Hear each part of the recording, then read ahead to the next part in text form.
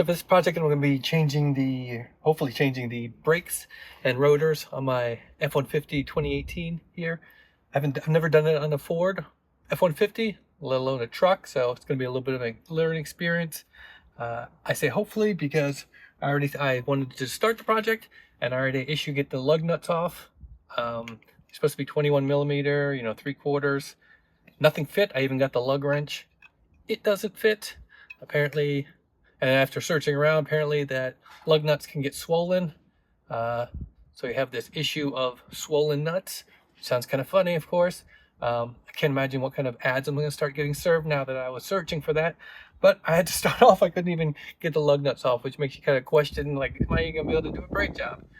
But I went and got some new ones. So I'll be doing that. So first I'm going to take these off, and then so I need to jack up the car. So that's going to be the first thing is whenever you're doing this is safety, especially when you're working on like a rear wheel drive like this. I'm doing the front, so I don't have to worry about it as much because the gear train or the drivetrain's engaged. The emergency brake is on, so the rear wheels hopefully shouldn't roll. But I've already chalked them up. But if you're working on the back, and just be cognizant of what gears are in drive. I'm going to jack it up.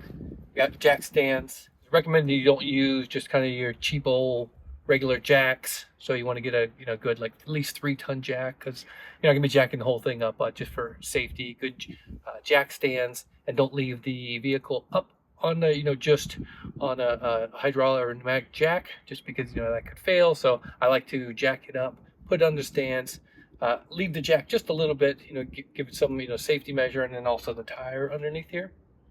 But let me get the tire off, and then I'll start working on the brakes.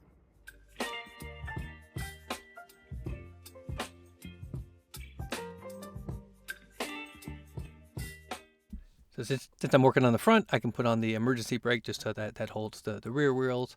So I do that first, make sure it's not going to roll. And here, just give an example, I have like the 4-ton jack, a little more than I needed, but it's good enough. That's pretty much all they had.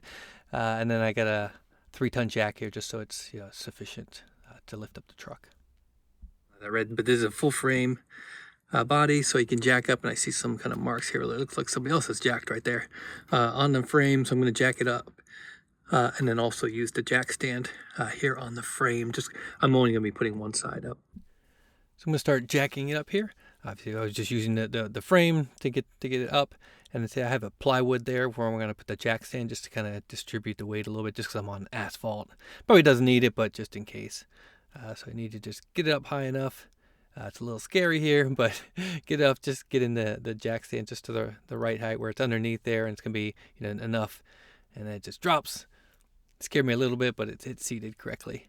And here's what I'm trying to get these lug nuts off. I know I'm going to ruin them, but I replaced them. I got some new ones anyways. So I had to hit it on or kind of wedge it on just to get enough. I should have been doing this when the wheel was still on the ground. It's not really good torquing it like this, but it was okay. So here's the caliper once you get the wheel off. So there's really just 2 screws just to get the sliders out. One on the top, one on the bottom. Try to it's hard filming it in here, but you just, again, just have to get it off. A lot of times these are rusted and really tight, so it takes some work. That's why I had to switch to a different angle here so you get a little bit better view. But they come out pretty easy. You're supposed to replace these. They're supposed to only be one-time use. So once you get the top and the bottom off, then the caliper comes right off. So and if you can see, I have a little hook ready up there because you don't want this thing dangling by the wire, or I'm sorry, the brake fluid supply. That's not good for it. So just have a place to hang it off like that. And once you get it off, it's the pads come out. They may be stuck a little bit. These were just a little bit. You just be careful if you're keeping the rotors that you don't want to be scratching them. But again, I'm replacing the rotors as well, so I can. It'd be kind of a little bit rough here. I'm using a screwdriver in there. These had a little bit of wear left on them, but since I'm taking it off, it's okay. I kept this for myself. I was actually measuring the calipers with the calipers just to see the thickness, but I wasn't going to keep them anyways. So there's a 21 millimeter. I believe the other was 13 to get the sliders off. But again, just to get this bracket off, there's just 2 screws, and these are usually very hard to get off. So I think I have to switch to another angle again here. I was trying it a little bit wide, in here, but it was pretty hard. So it was some work. So you can see there's just two, one top, one bottom, and once that bracket comes off, then the rotor is free to come out. And I'm testing the slider here, just make sure there's that boot's not worn down anywhere. It slides inside. You don't have to clean off the bracket. Mine was really rusty, and so I just wanted to make sure there wasn't any cracks in it or any rust that went deep in. And here comes the really hard work, is getting the rotors off. And you can see mine's rusted. This is a used car. But it was a lot of work, and I figured let me just double check the one I got, make sure that the website was correct, that I have the right version, and it was. It looks about the same thickness, and then going back to trying to get this thing loosened. So I don't know, it took me like 10-15 minutes. I think it was on there pretty tough. So I finally switched to sledgehammer and got it off after a lot of WD-40 trying to loosen it, moving it around a little bit, trying to get it off, but. Again, I was replacing it, and you obviously would be replacing it if you're taking it off like this, but you're going to damage if you're hitting it this much. So then I wanted to clean off you can see here's all the rust from that, flaking off from that rotor. So it definitely needed to be replaced, even if it was thick enough. So I just started kind of cleaning off, just so when I put the other rotor on, that if I ever need to replace it anytime soon, hopefully it helps and this can seat correctly. And then I figured, again, let me just double check. Let me put it on here, make sure it seats. And it looks like there's clearance everywhere. Just being overly paranoid. Some cars have a little screw that goes into those holes you can see near the lugs, but this one does not. So I just went back to cleaning. I like just using the brake fluid cleaner, just as a liquid, just to kind of get rid of any brake dust. Anything else just helps kind of clean off, again, the rust right around the shoulder there where the rotor is going to sit, and so I can get it flush. I have this little wire brush that seemed to help get in there a little bit better. And just, it doesn't have to be perfect, just you want it to be flat enough. And this brake fluid cleaner evaporates, so it's nice, but I just making sure it's going to be sit correctly. And you want to clean off the rotor as well, just because it might have oil from the factory, anything else. You don't want any debris on there. You want it to be a nice surface so that the pads can seat in there correctly. And then also the next thing you need to do, or you may have done this before, is to push the pistons in, because your pads are going to be a lot thicker. So you need to set them. Make sure you don't bottom them out, but you want to get it just enough where there's going to be clearance. So this one has two pistons, so you have to seat both of them. And this is not a very good angle on the camera here, but I'm trying to get the bracket on me. The bracket goes over the rotor, and then the same thing. You just put the two screws back in.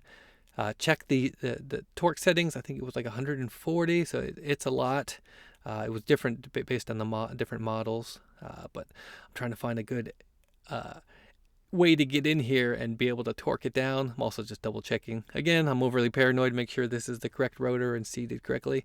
I thought I could get the torque just kneeled like this. It didn't. I had to stand up and get it on here, move the camera around a little bit, so I had to get over top of it. But again, it's a pretty hefty torque to get this down, but not impossible, obviously. But you just don't want this bracket obviously coming loose. And so once it's set in there, you can see it's working correctly. And then they have these little clips that go in that where the pad sits on. I guess it keeps it from rubbing directly against the bracket. I had to set them in a little bit. Just be careful, you don't want to dent them. I'm tapping it really lightly, and as you could tell. And then I'm putting grease wherever it's going to contact the pad, just so you don't have any squealing, any noises. That grease comes with it. Sometimes I get a little bit extra just to have it to use. And there's 4 clips, so each side has 2 clips. Sorry, the camera's going in and out of focus here. I keep getting in front of it. So you just want, again, there's one on the back, or one on the top, on the back, and the front. And then again, I'm putting a little bit grease on here where it's going to touch those clips, those retaining clips. So just kind of get enough on there. You obviously don't want it going everywhere and making a big mess and getting all over the rotor, but just enough just to seat it in there. And then sometimes you have to tap them in a little bit. You don't want to force it in here because you don't want them pressed really hard against the rotor and getting stuck. So if you're having trouble, so you can see I'm actually just holding my fingers, so just tapping it just enough to get it seated in there. Sometimes I've noticed some of these the pads have a little bit too much paint on them, and that's what makes them stick. And sometimes you have to kind of sand it off a little bit, but these weren't too bad. And you can't tell, again, another bad camera angle here, but what I'm doing behind there is seating the calipers on there. I think I can't remember if I had to go back and seat the piston a little bit more, but it should clear enough so that it gets over top of that, over but the pads, and it'll seat enough for where you can get the screw in for the slides. I think I got it set in here correctly now. And then the next things to work on is I have a power bleeder here because you want to be able to bleed the brakes a little bit. You can do this with two people, whereas one person sits inside and pushes the brake to kind of push it out while you're opening. But it's a lot easier to have a single person here. Especially these power bleeders are really nice. You just have to have the right attachment. Luckily, the same attachment that works on my Audi works on here, so that was good. So I was able to put the .4 brake fluid in there, pressurize it so that it's pushing, and I'm not going to open up the bleeder on the caliper and suck air back into the system. So I'm just pressurizing it here. So there's a little screw right here with a little you can see kind of nipple on there, and then you just put for the reservoir for when the fluid comes out, and so it's pressurized, and so you're gonna undo the screw here. Mine was a little bit rust. It wasn't too bad, but it's kind of hard to see here, but it's actually draining out a little bit slowly. I think I opened up a little bit more here just because it wasn't coming out all the way. But essentially, you're just trying to get rid of any air bubbles in the system and make sure it's coming out clean, all the way from the reservoir down here. Mine had just been replaced recently, so it's pretty much clean, so I didn't need to do much here. But once you do that, close it up, and then you're just going to repeat it on the other sides. It's the same. All the pads are the same on both sides, interior and exterior, so that makes it nice. So again, this was overall pretty easy job. Just have to get the wheel back. Look at me, I'm all proud of myself. I remembered to take off my the caliper hanger, and then you can see the camera tripod. I actually left it in there. I think I caught it right before I lowered the truck down.